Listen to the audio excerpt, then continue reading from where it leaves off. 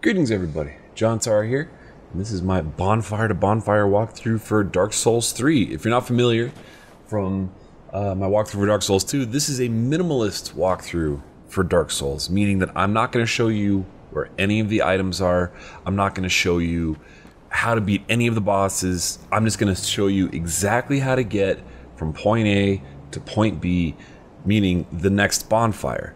And I do this, I create this walkthrough because, or I'm creating this walkthrough because I believe that most people like exploring Dark Souls on their own, and a lot of times people just get stuck and don't know where to go next. And hopefully this walkthrough will be the perfect ground, the perfect middle ground for people that are lost but don't necessarily want to be told exactly how to beat the next boss. I will also be making a comprehensive step-by-step walkthrough for people that are new to the franchise that may not be super familiar with the controls and items and stuff like that as well. But I believe that at Dark Souls 3, that especially after Demon Souls and Bloodborne, that a lot of people are probably more familiar with the controls than they were for Dark Souls 1 or 2 when I did the more comprehensive step-by-step walkthrough. So this is a walkthrough for people that already have a pretty decent idea of what to do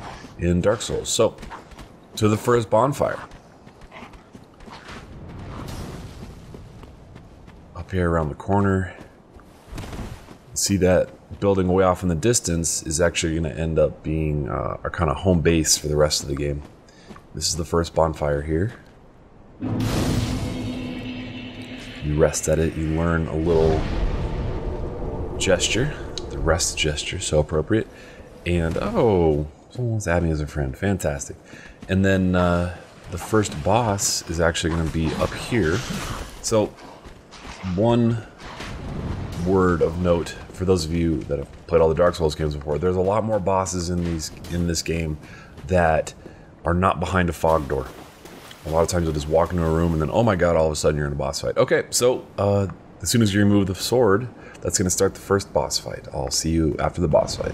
And after you kill Ludic's Gunder, he's going to give you this coiled sword and drop a bonfire, which you don't really need because the next bonfire is going to be a very important one. And I'll give you a little tour of the Firelink Shrine as well and tell you where the important characters are going to be.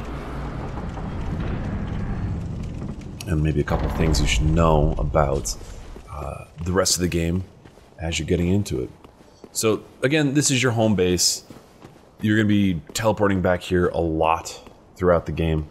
To the left, so this is the main entrance here, straight ahead. To the left, there is actually a character. It's kind of tough to kill early game, but she has a very powerful Uchigatana sword that I actually used for probably the first half of my first playthrough. This is the level up lady, the Emerald Herald equivalent, but she's actually just called the Firekeeper this time. If you place the coiled sword here, you create the home bonfire that you'll be traveling to a lot. There's a couple NPCs already hanging out for you here. This guy's a Covenant guy.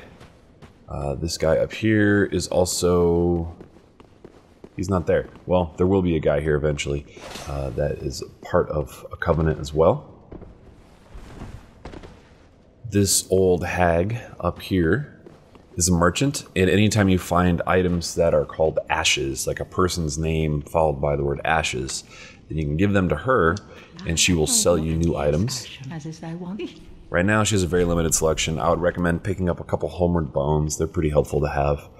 And maybe the torch as well. And then as soon as you have enough souls, I would buy the 20,000 soul tower key. That's going to open up a nice big section of the area above you on Firelink Shrine and get you some important items as well.